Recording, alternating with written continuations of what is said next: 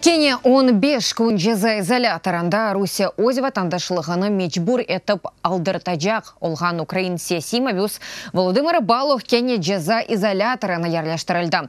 Бұндан себеп ақуқу құройжылар украинлерге мобюске қол тұтып, она мектуплер язмаға риджа етелер.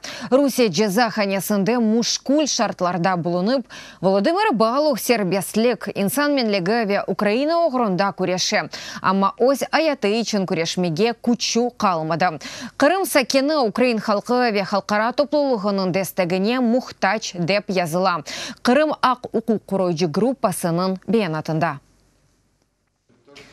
Володимир Балух қанунсыз шекілді 5 елға макюм етіліп, тахминен $150 жереме алды. Украинлыға қаршы işgalciler тарафындан екі іш үйдірілді. Қанунсыз селя сақланылмасы ве ерлі тақиқат изоляторының мұдырыны көтіклев. Ақуғы құройжылар білдіргеніне көре Қырым сакені Украина тарафдарлығы үшін репрессияларға оқырады. Чүнки бұнда анавел азбаранда Украина байрағыны асқан еді.